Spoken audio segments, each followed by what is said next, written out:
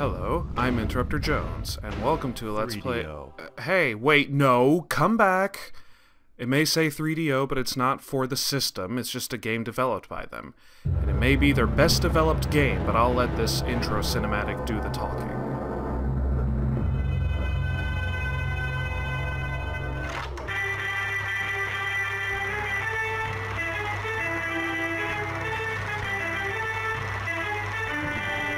By land, by sea, and by air. The Tan Army launched a surprise attack against unsuspecting neighboring nations. They leave in their wake a path of destruction, the likes of which have never been seen. In but a matter of days, once proud townships have fallen under the tyrannical boot heel of General Plastro, the Tan Nation's ruthless dictator whose vision is to be the supreme ruler of all the world. As the Tan war machine rolls across the land, nation after nation succumbs to their oppressive rule, while the Tan Army mercilessly slaughter all they encounter.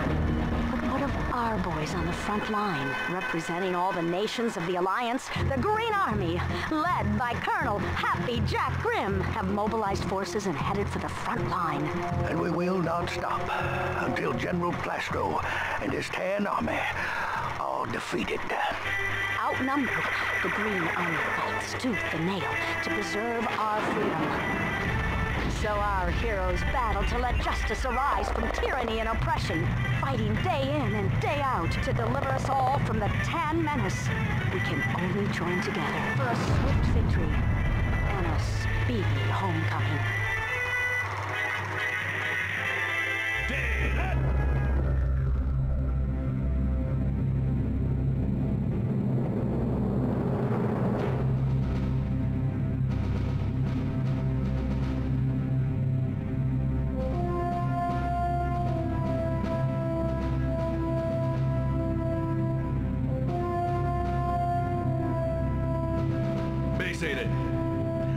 No green soldier ever won a war by melting for his country. He won it by making the Tan soldier melt for his country. Now, some of you may have heard that this war is unwinnable, that the Tan Army has developed amazing weapons of destruction, that going up against them is suicide. Well, I say that's a load of hooey. Believe me, you know exactly what to do when you step into a puddle of melted plastic that used to be your best friend. Now, I'm not gonna lie and tell you this will be easy. They've got us outgunned and outnumbered 50 to 1. Sounds like good odds to me. The Tan are the enemy. Wade into them. Melt their plastic. War is not black and white. It is green and tan. All right, then. That's all I gotta say. Oh, and one more thing. I want you boys to know that I'll be proud to lead you to victory. Dismissed.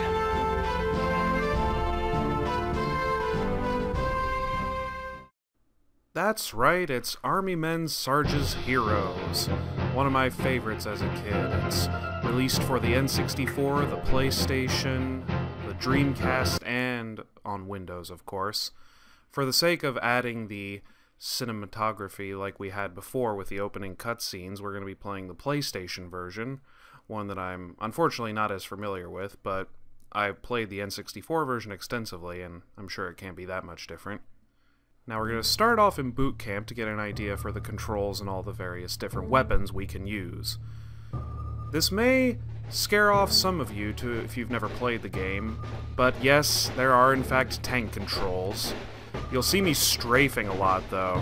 That is in fact the quickest way to get around, and the easiest way to aim, sort of a run and gun method.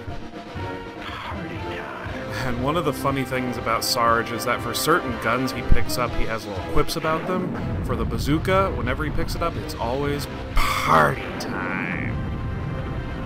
And it is a party. The bazooka's easily the most fun weapon to use, but try not to use it too much.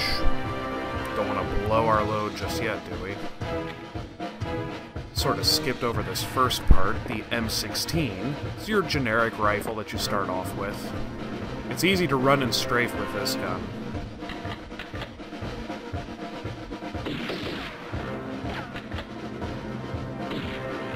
It doesn't show it right now since these are just practice soldiers, but in the main game, especially on the PlayStation version, you'll run and see that as you're strafing, there are targets that'll appear.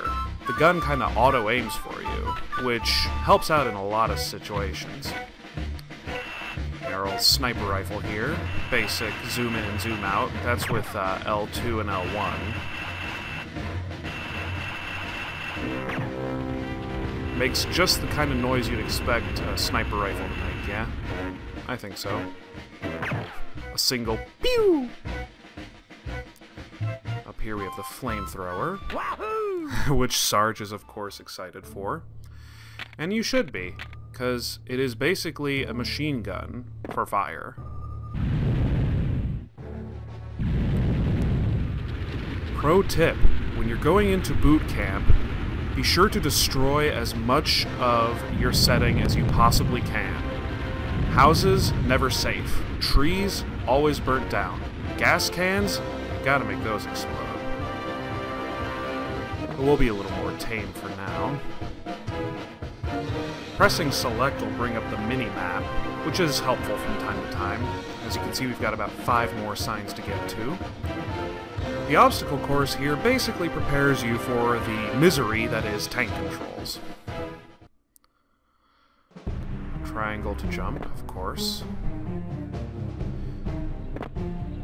Strafing here is a must in order to get through it quick enough. Here's another technique, by the way. Running against the wall. For whatever reason, it makes you run faster. That is...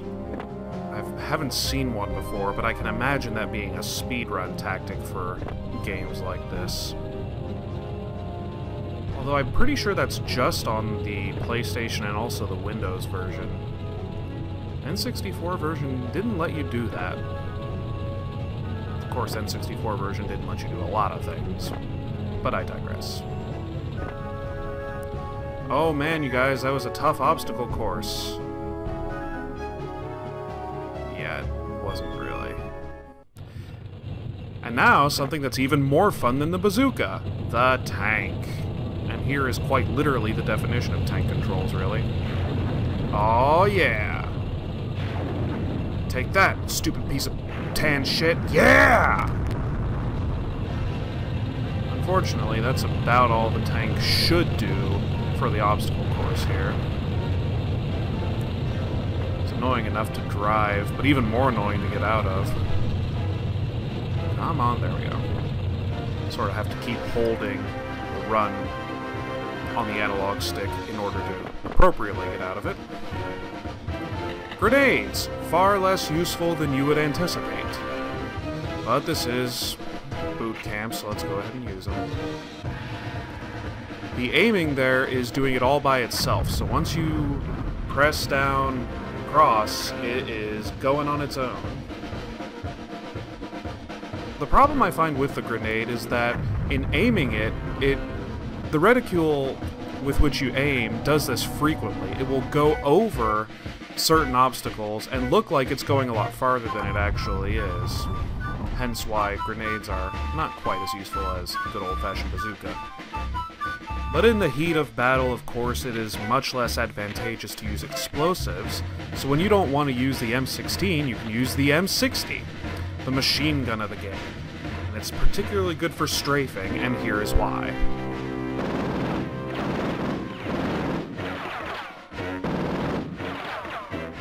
Easy as that. But grenades aren't the only difficult to aim explosives. We've got the mortar. Once again, it's one of those that keeps going immediately when you press X, so... Amazingly, it actually hit that group of soldiers with the tank. You might have seen we were kind of rolling there. That's because when you fire the mortar, you instantly are in a crouched position, which is achieved by pressing square. You won't see me do that very often. I don't know if it's just training or not, but those guards do not want to go down. Last, but kind of mostly least, actually, is the Minesweeper. Yeah, I got it. I just want to show off this. showed that we unlocked it because we hit all the signs. Yeah, you move slowly and you slowly find the mines, but it is always useful because I can't tell you how many times I've died by being an idiot and rushing in through a minefield that I thought was mostly cleared, only to smack a mine right in the face. Which is how one of my distant relatives died in World War II, fun fact. So that pretty much wraps up boot camp for us. Being a sergeant, you wouldn't think we'd have to go through boot camp anyway, but why not? It's always good to remember these controls since they're so bloody hard to remember. Gotta love running along the fences and walls in order to get past certain places faster. Of course, that always leads to going a little too far, and these controls are never made any easier.